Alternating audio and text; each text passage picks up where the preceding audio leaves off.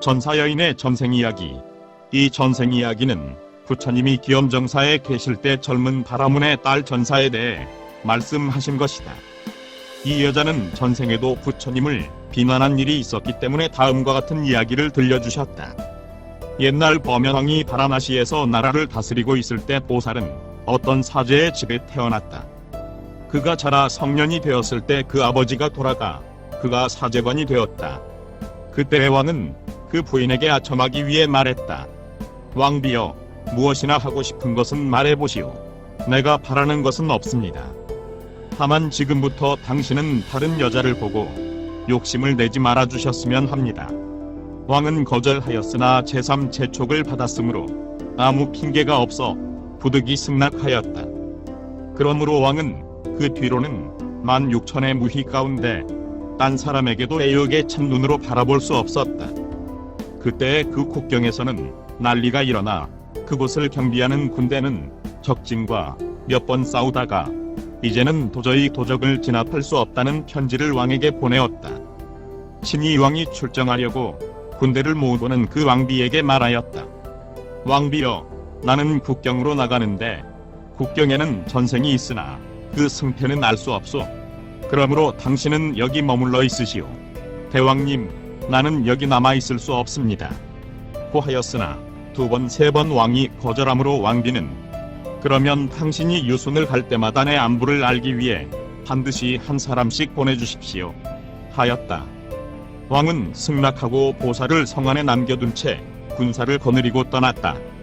그리고 이류순을 갔을 때마다 한 사람씩 왕비에게 보내면서 너는 가서 내가 무사하다는 것을 말하고 또 왕비의 안부를 묻고 돌아오라 하였다. 왕비는 돌아온 사람에게 물었다. 왕은 그대를 무엇하러 보냈는가? 왕비님의 안부를 묻기 위해서입니다. 그러면 이리 오너라 하여 왕비는 그와 사음을 행하였다. 왕은 32유순의 길을 가는 동안 32인의 사자를 보내었는데 왕비는 그때마다 그들과 사음을 행하였다. 왕은 국경을 진압하고 백성들을 격려하고 다시 돌아오면서 또 32일의 사자를 보내었는데 그때마다 왕비는 그들과 사음을 행하였다. 왕은 돌아와 개선군의 진영에 머무르면서 보살에게 편지를 보내어 모든 준비를 마치고 왕비의 사는 방을 찾아갔다. 왕비는 보살의 훌륭한 풍채를 보자 자제할 수 없어 보살에게 말하였다. 바라무님, 이 침대로 들어오십시오. 그런 말씀 마십시오. 왕은 존엄하시고 나도 죄짓기 두려워합니다. 도저히 그런 일은 할 수 없습니다. 64인 신하들은 한 사람도 왕을 존중하지 않았고 또 죄를 두려워하지도 않았습니다. 그런데 당신만이 죄를 존경하고 당신만이 죄를 두려워합니까? 왕비님, 그들도 나처럼 생각하였다면 그런 길은 하지 않았을 것입니다. 그러나 나는 해서는 안 될 것임을 알기 때문에 그런 어지러운 행동은 하지 않습니다. 무슨 쓸데없는 잔소리를 짓거리고 있는 거야. 만일 내 말을 듣지 않으면 네 목을 베겠소. 마음대로 하십시오. 이 한 생의 목을 베이고 다른 100,000생의 100,000번 목을 베이더라도 나는 그런 짓은 할 수 없습니다. 그래서 왕비는 두고 보자고 위협하고 방으로 들어가 온몸에 손톱 자국을 내고 손과 발에 기름을 바르고 더러운 옷을 입고 앓는 채 누워 하녀를 불러서는 아파서 밖에 나가지 못한다 하라 일렀다. 보살은 왕을 맞이하러 나갔다. 왕은 행렬을 정돈하여 성안에 들어왔다. 궁전으로 들어갔으나 왕비가 보이지 않으므로 하녀에게 물었다.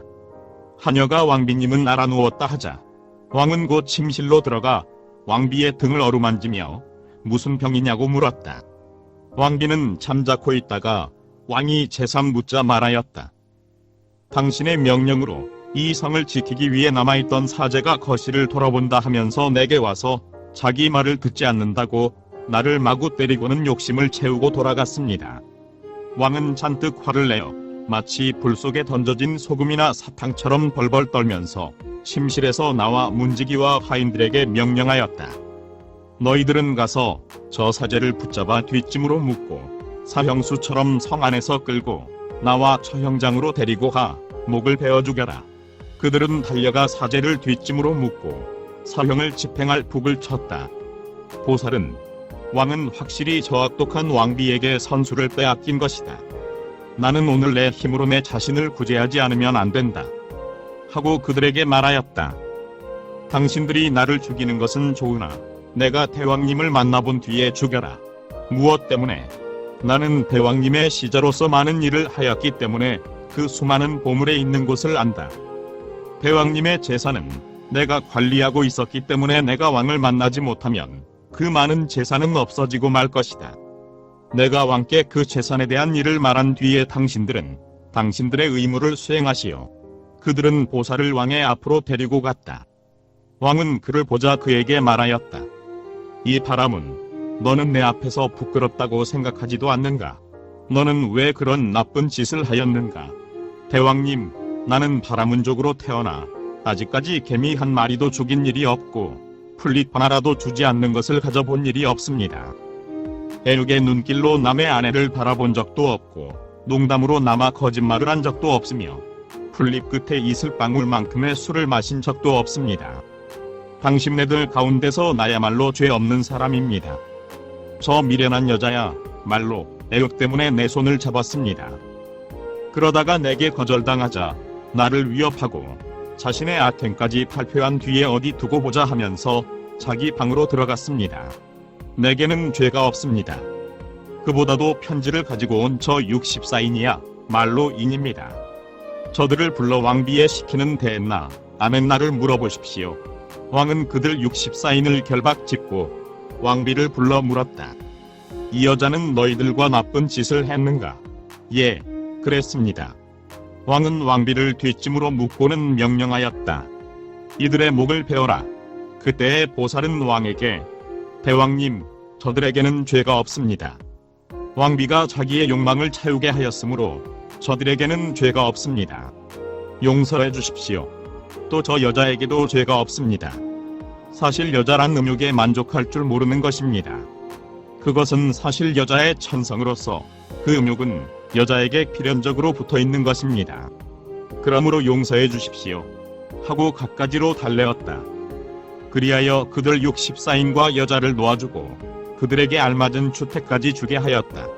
이렇게 그들을 놓아주어 편히 살게 한 뒤에 보살은 왕의 곁으로 다가가 대왕님, 우치한 자의 사실무근한 말에 의하여 묶일 이유도 없는 현자는 뒷짐으로 묶이고 진리에 맞는 현자의 말에 의하여 뒷짐으로 묶였던 이가 놓여놨습니다.